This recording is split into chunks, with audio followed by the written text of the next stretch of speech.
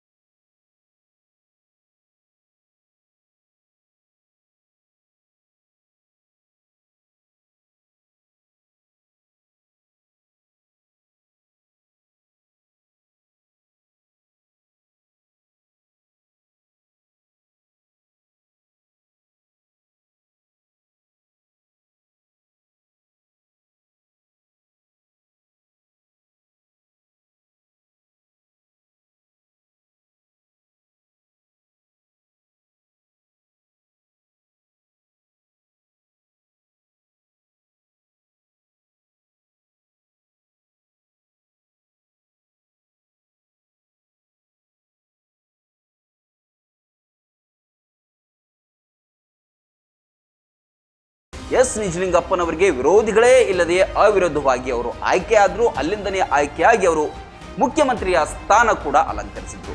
ಹಾಗಾಗಿ 1962ರಲ್ಲಿ ಮೊದಲ ಬಾರಿ ಬಾಗಲಕೋಟೆ ವಿಧಾನಸಭಾ ಕ್ಷೇತ್ರಕ್ಕೆ ಉಪಚುನಾವಣೆ ನಡೆದಿತ್ತು. ಮುಂದೆ 1998ರಲ್ಲಿ ಮತ್ತೊಂದು ಸಲ ಉಪಚುನಾವಣೆ ಎದುರಾಗತ್ತೆ ಬಾಗಲಕೋಟೆ ವಿಧಾನಸಭಾ ಕ್ಷೇತ್ರಕ್ಕೆ.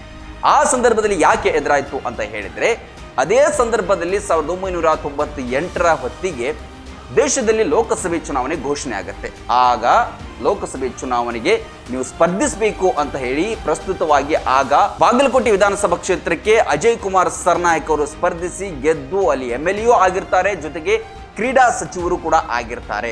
ಹಾಗಾಗಿ ಅವರನ್ನ ಮನವೊಲಿಸಿ ನೀವು ರಾಜೀನಾಮೆಯನ್ನ ಕೊಡಿ, ನೀವು ಲೋಕಸಭೆ ಚುನಾವಣೆಯನ್ನು ಎದುರಿಸಿ ಅಂತ ಹೇಳಿ ಕಾಂಗ್ರೆಸ್ ನಾಯಕರು ಹೇಳಿದಾಗ ತಮ್ಮ ಸ್ಥಾನಕ್ಕೆ ಅಜಯ್ ಕುಮಾರ್ ಸರ್ನಾಯಕ್ ಅವರು ಅಲ್ಲಿ ರಾಜೀನಾಮೆಯನ್ನ ಕೊಟ್ಟು ಲೋಕಸಭೆಗೆ ಸ್ಪರ್ಧಿಸಿ ಗೆದ್ದು ಕೂಡ ಸಂಸದರಾಗ್ತಾರೆ. ಆಗ ಬಾಗಲಕೋಟೆ ವಿಧಾನಸಭಾ ಕ್ಷೇತ್ರಕ್ಕೆ ಖಾಲಿ ಇರುವಂತಹ ಸ್ಥಾನಕ್ಕೆ ಆಗ ಎಲೆಕ್ಷನ್ ನಡೆಯುತ್ತೆ. ಆಗ ಬಿಜೆಪಿಯ ಪ್ರಥಮ ಬಾರಿಗೆ ಬಿಜೆಪಿಯಲ್ಲಿ ಖಾತೆಯನ್ನು ತೆರೆಯುತ್ತೆ 1998ರಲ್ಲಿ.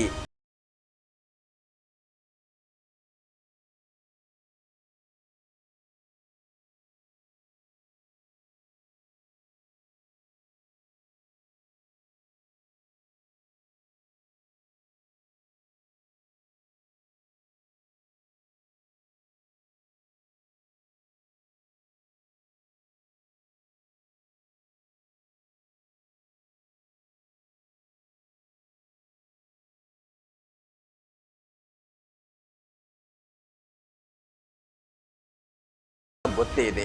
1998ರಲ್ಲಿ ಏನು ಎರಡನೇ ಬಾರಿ ಉಪಚುನಾವಣೆ ನಡೆಯುತ್ತೆ. ಮುಂದೆ 1999ರಲ್ಲಿ ಚುನಾವಣೆ ಘೋಷಣೆ ಆಗುತ್ತೆ ರಾಜ್ಯದಲ್ಲಿ. ಆಗ ಮತ್ತೆ ವಾಪಸ್ PH ಪೂಜಾರ ಅವರು, ಯಾಕಂತ ಹೇಳಿದ್ರೆ ಉಪಚುನಾವಣೆಯಲ್ಲಿ ಗೆದ್ದಂತ ಕುದುರೆಯಾಗಿದ್ರು PH ಪೂಜಾರ. ಹಾಗಾಗಿ 1998ರಲ್ಲಿ ಮತ್ತೊಮ್ಮೆ ರಾಜ್ಯದಲ್ಲಿ ಚುನಾವಣೆ ಘೋಷಣೆ ಆದಾಗ ಒಂದು ವರ್ಷದ ಅಂತರದಲ್ಲಿ, ಒಂದು ವರ್ಷ ಅಧಿಕಾರದಲ್ಲಿ ಇರ್ತಾರೆ PH ಪೂಜಾರ ಅವರು. ಮತ್ತೆ 99ರಲ್ಲಿ ಮತ್ತೆ ಚುನಾವಣೆ ಬರುತ್ತೆ, ಅದರಲ್ಲೂ ಕೂಡ ಅವರಿಗೆ ಟಿಕೆಟ್ ಸಿಗುತ್ತೆ. ಆಗಲೂ ಕೂಡ PH ಪೂಜಾರ ಅವರು ಗೆದ್ದು ಎರಡನೇ ಬಾರಿ ಬಿಜೆಪಿ ಅಥವಾ ಕಮಲ ಅರಳೋದಕ್ಕೆ ಬಾಗಲಕೋಟೆಯಲ್ಲಿ ಸಾಧ್ಯ ಆಗುತ್ತೆ. 1999ರಿಂದ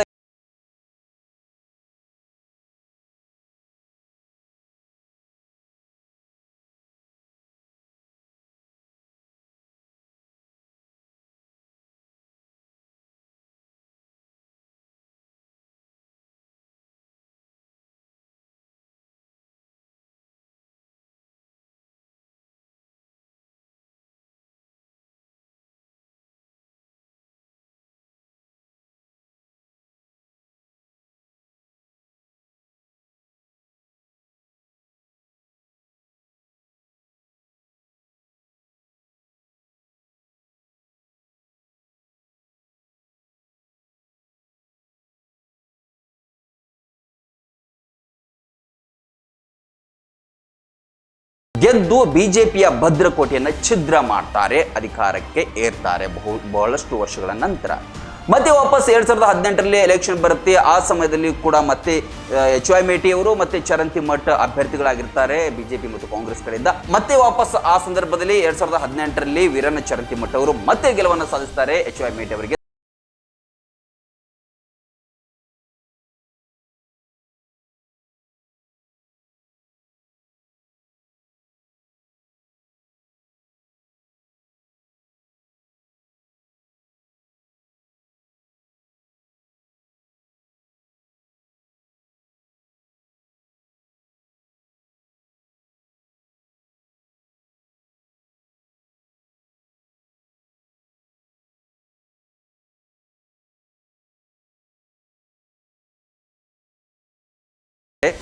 HY ಮೇಟಿ ಅವರ ಮಗ ಉಮೇಶ್ ಮೇಟಿ ಅವರು ಕಣದಲ್ಲಿದ್ದಾರೆ.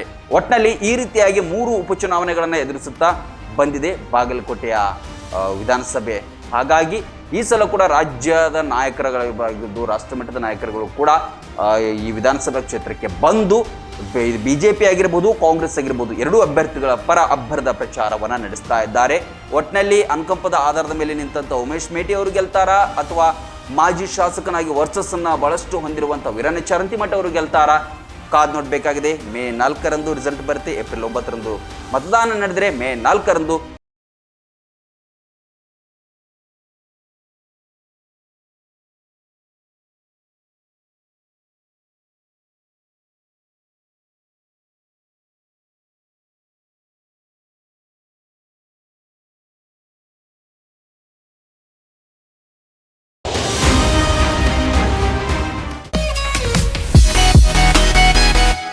ಮಕ್ಕಳ ಭವಿಷ್ಯದ ಏಳಿಗೆಗೆ ದಿ ಬೆಸ್ಟ್ ಸ್ಕೂಲ್ ಅಂದ್ರೆ ಅದು ಪದ್ಮಾವತಿ ಶಿಕ್ಷಣ ಸಂಸ್ಥೆ.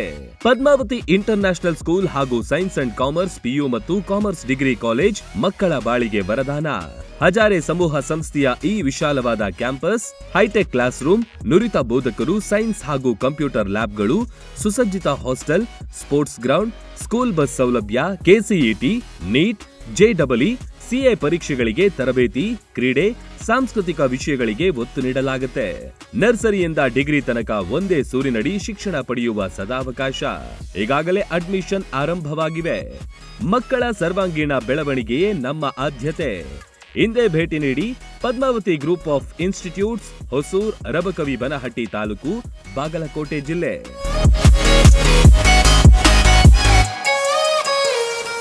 ರನ್ ಟಿವಿ ನ್ಯೂಸ್ ವಿಡಿಯೋಸ್ ನೋಡಲು ಸಬ್ಸ್ಕ್ರೈಬ್ ಮಾಡಿ, ಬೆಲ್ ಐಕಾನ್ ಪ್ರೆಸ್ ಮಾಡಿ.